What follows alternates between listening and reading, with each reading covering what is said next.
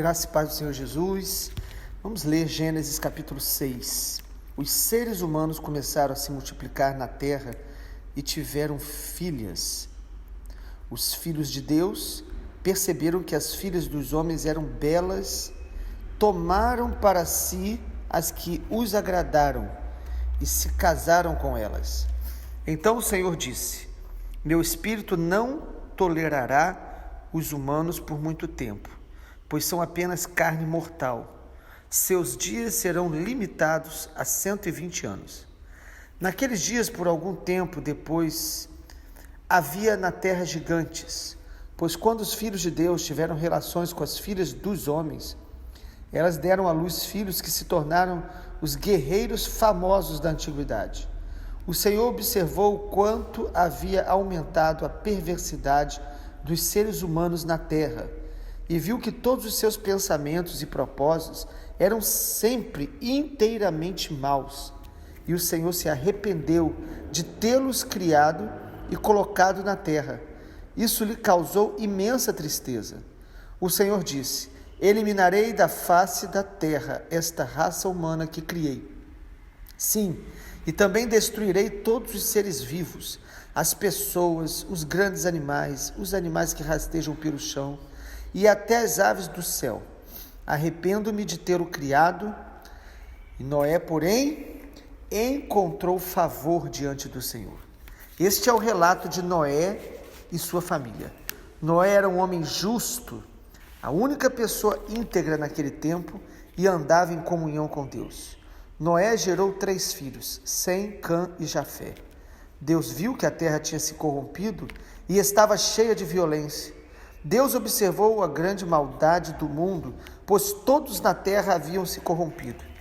Assim Deus disse a Noé: Decidi acabar com todos os seres vivos, pois encheram a terra de violência. Sim, destruirei todos eles e também a terra.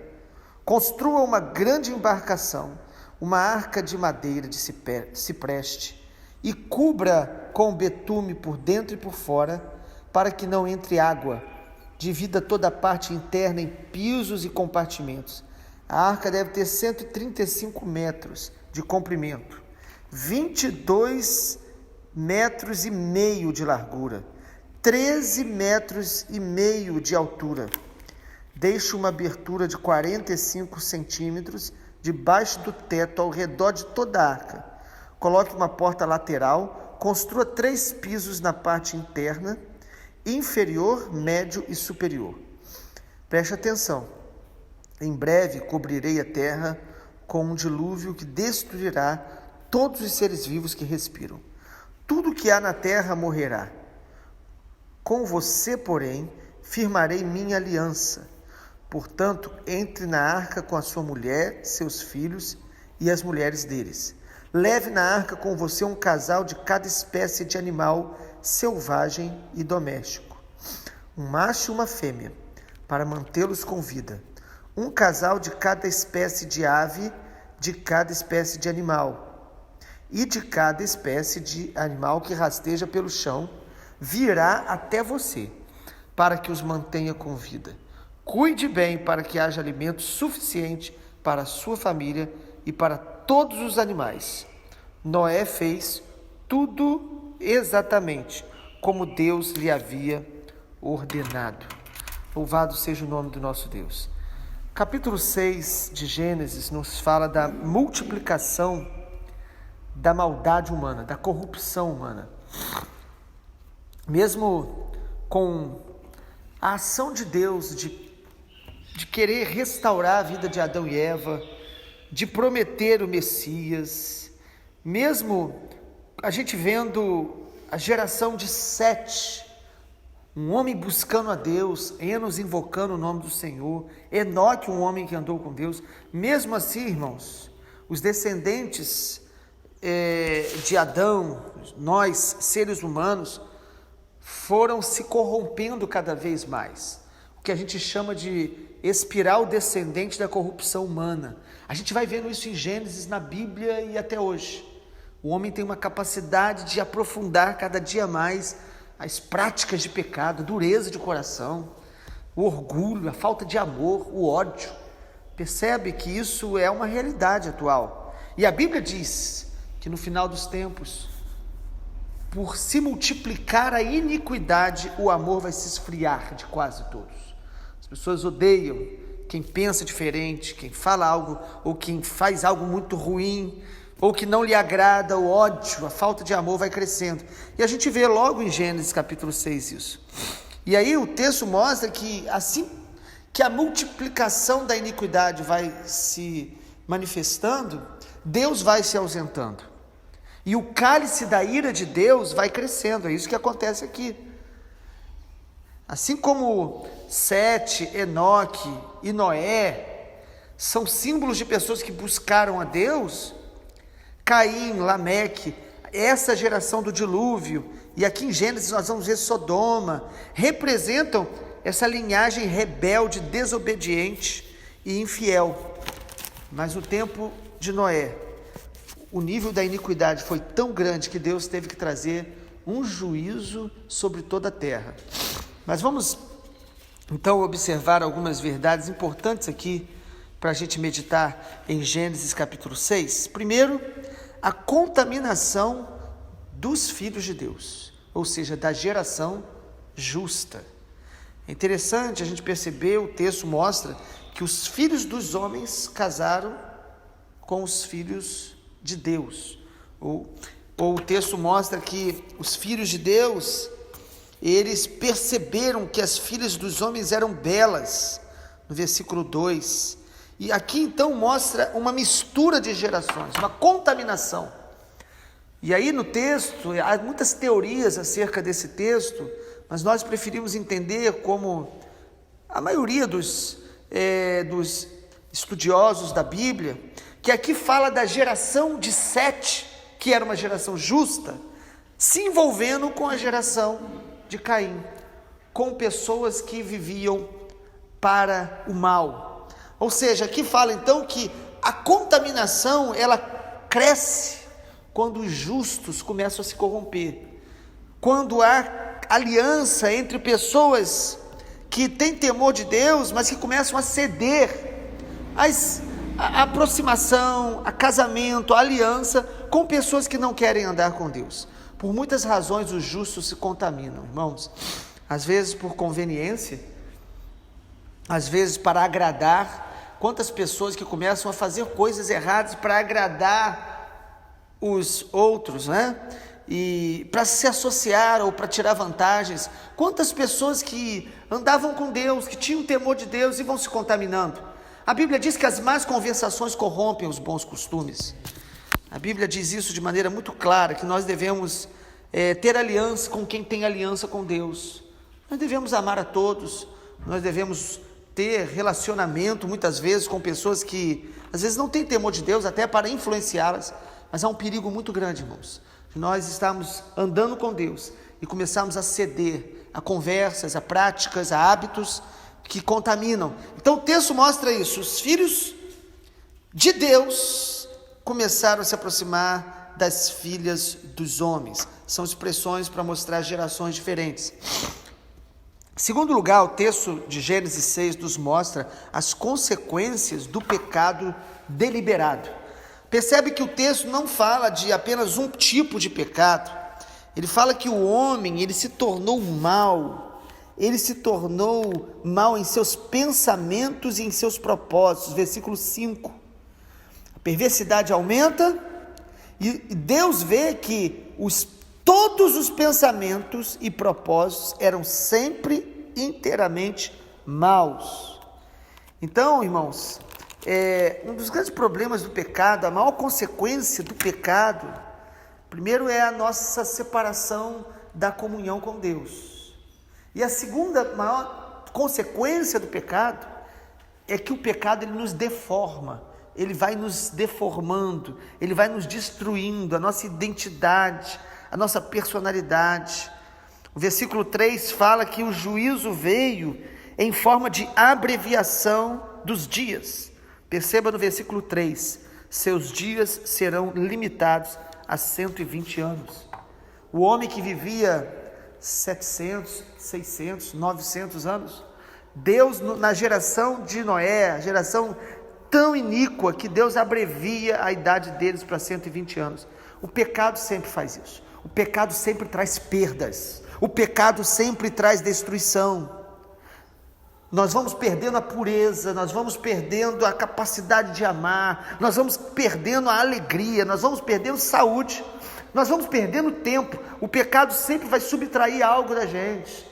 Por isso que Deus odeia o pecado, pelo que o pecado faz no próprio homem. O pecado deforma a imagem e semelhança de Deus que há em nós, vai nos tornando seres cada dia mais adoecidos, distorcidos, entristecidos. O pecado vai boicotando até mesmo as promessas de Deus na nossa vida, sabe, irmãos? Deus tem promessas para a nossa vida que nós podemos estar muitas vezes abortando pela desobediência.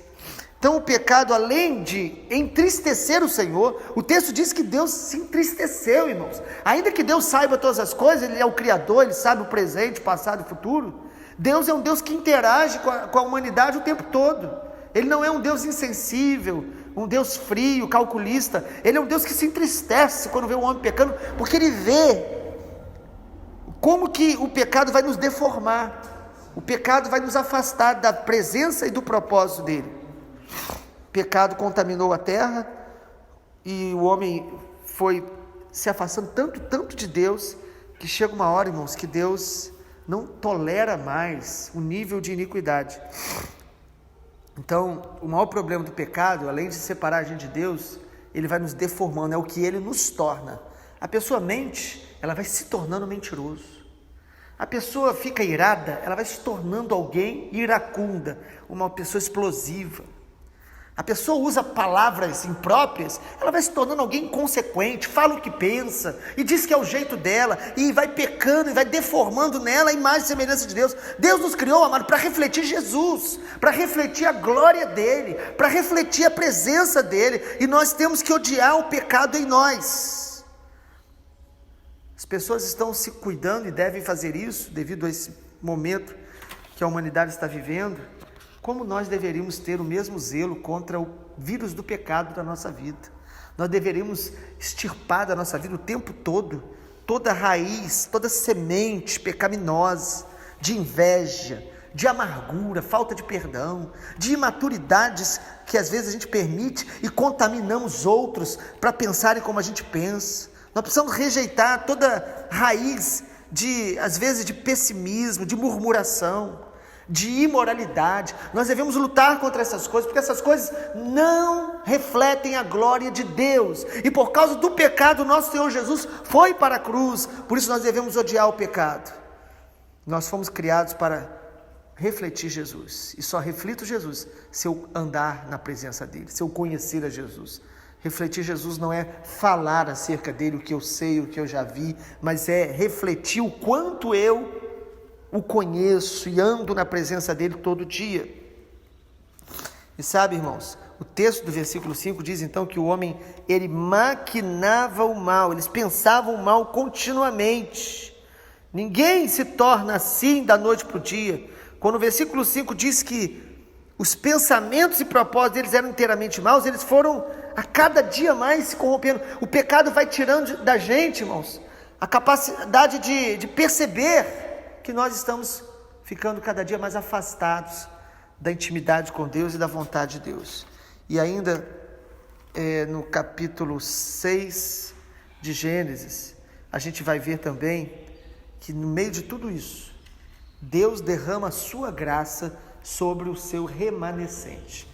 No meio de uma geração tão perdida, irmãos, o texto diz que Deus achou em Noé graça. É tremendo quando você vê o versículo 8. Noé, porém, encontrou favor diante do Senhor. E então nós vemos que mesmo uma geração perdida, corrompida, iníqua, mesmo se você está numa cidade ou numa família onde não há temor de Deus, Deus quer olhar para mim e para você, nos encontrar como Noé.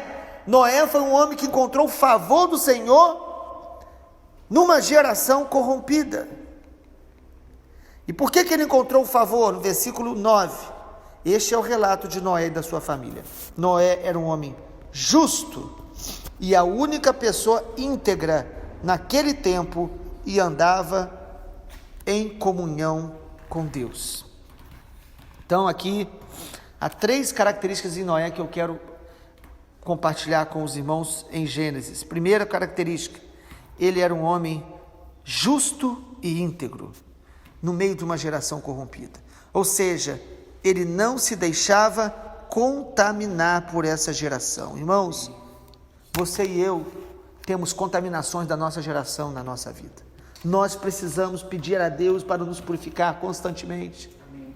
Isaías era profeta, mas quando ele viu a glória de Deus no capítulo 6, ele diz: ai de mim, porque eu sou homem de lábios impuros e habito no meio de um povo de impuros lábios. A nossa vida muda muito quando a gente vê em nós aquilo que a gente vê nos outros com facilidade e não conseguimos enxergar em nós. Então Noé, ele foi um homem justo e íntegro numa geração corrompida. Se a minha família, se a minha cidade, se a minha nação está buscando viver uma vida longe de Deus, sem comunhão com Deus, sem temor de Deus, sem palavra de Deus, sem oração, eu não preciso ser assim. Se a minha geração, as pessoas odeiam os seus políticos, falam mal uns dos outros, odeiam sua família, eu não preciso ser assim, eu preciso amar. Porque a Bíblia diz que no final dos tempos o amor vai se esfriar de quase todos. Será que ele não já se esfriou em nós? Nós precisamos pedir a Deus perdão de toda a contaminação. Irmãos, Noé era justo e íntegro numa geração corrompida. E por que ele era justo e íntegro? Porque ele andava com Deus. Nós não nos tornamos justos e íntegros apenas porque vivemos uma vida moral, não fazemos o que outros fazem. É andar com Deus que nos torna assim diferentes dessa geração. Em segundo lugar, a gente percebe aqui em Noé algo maravilhoso, que ele ouvia e obedecia a Deus imediatamente e integralmente.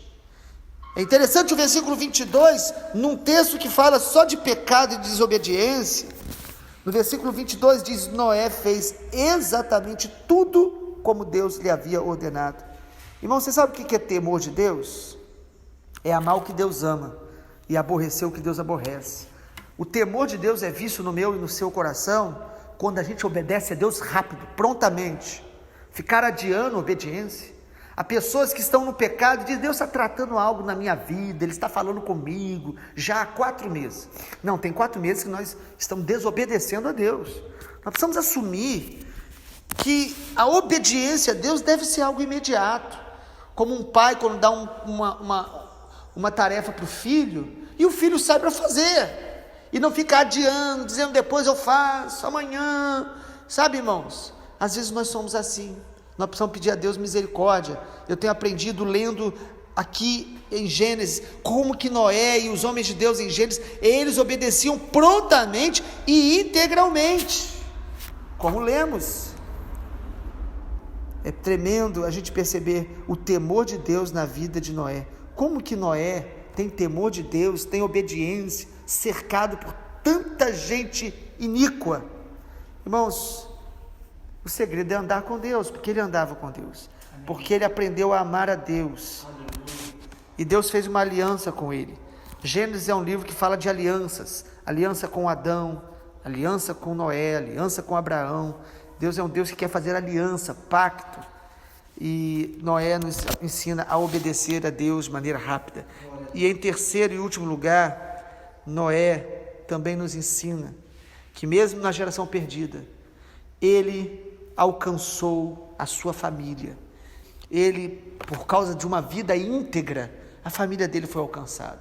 Certamente, irmãos, a família de Noé, ela foi salva, porque a arca que nós vamos ver a partir de amanhã, ela simboliza a salvação, foi a salvação, simboliza Cristo. No meio dessa geração, irmãos, nós precisamos entender que Deus quer nos salvar e quer através da gente alcançar a nossa família. Deus é um Deus que nos vê em família. Deus quer nos usar para testemunhar para a família. Agora, Noé só salvou a sua família porque ele era justo e íntegro e andava com Deus. Às vezes nós queremos ver uma família transformada sem que a nossa vida esteja devidamente transformada. Porém, é importante a gente perceber alguns apontamentos finais. Ezequiel 14:14. Ezequiel 14:14 nos fala que na geração de Ezequiel, a apostasia era tão grande que se tivesse ali Noé, Daniel e Jó, eles só salvariam a vida deles. Então, o fato da gente se perder, não podemos por isso culpar também falta de intercessores, falta de ajuda, falta de pai, falta de discipulador. Irmãos, nós precisamos ser um Noé na nossa geração. Nós não precisamos e não devemos achar que outros o sejam para nós. Ezequiel 14:14 então diz isso, que se tivesse Noé, Daniel e Jó, eles só salvariam a eles mesmos, de tão grave que era a situação. E penso que hoje é tempo da gente não ficar mais culpando outros, responsabilizando outros, mas nós devemos ser como Noé, como Daniel e Jó. Como eles eram? Homens de oração em sua geração. Amém. Homens de Deus. E mais, irmãos, também, em último lugar, para a gente concluir, é importante a gente perceber que a iniquidade, ela cresceu tanto, e a Bíblia diz que o cálice da ira de Deus vai absorvendo essa iniquidade, e uma hora o juízo vem. Em Mateus 23:35, diz que aquela geração do tempo de Jesus, ela ia sofrer as consequências desde o sangue derramado de Abel. O sangue que Caim derramou de Abel foi acumulando, porque Deus ele olha o pecado, ele vê a iniquidade ofende o coração de Deus, o pecado traz juízo de Deus. Em Mateus 23:35 diz isso. E Mateus 24:36 diz que nos dias da volta de Jesus, os dias serão como nos dias de Noé, que as pessoas no dia de Noé não esperavam que o juízo viria, sabe? Noé construiu uma arca num tempo que nem chovia, mas ele creu, ele obedeceu, e o povo, a geração dele, zombava, nem acreditava, vivia de qualquer maneira, vivia de maneira irresponsável. Ou seja, quando Noé dizia que o dilúvio ia vir, para aquelas pessoas era mais uma teoria da conspiração, até o dia que veio o dilúvio. Que a minha oração é que nós possamos ser como Noé em nossa geração. Pai amado, obrigado pela tua palavra. Aleluia. Ajuda-nos, Pai, ajuda-nos, Espírito Santo, sim, a olhar para este texto e ouvir o Senhor na nossa geração. Amém. Pai, no nome de Jesus, levanta cada um de nós como um Noé nesse tempo, que anda na tua presença, que preserva a integridade, ó Deus, que não é contaminado pelo modo de pensar e de viver o estilo de vida desta geração. Ajuda-nos, Pai, a andar na tua presença, e pela tua graça nos dê a nossa família, nos dê filhos espirituais, nos dê a alegria de poder discipular vidas, porque o Senhor nos enviou a fazer isso. Te pedimos assim, Pai, no nome de Jesus. Amém, Senhor.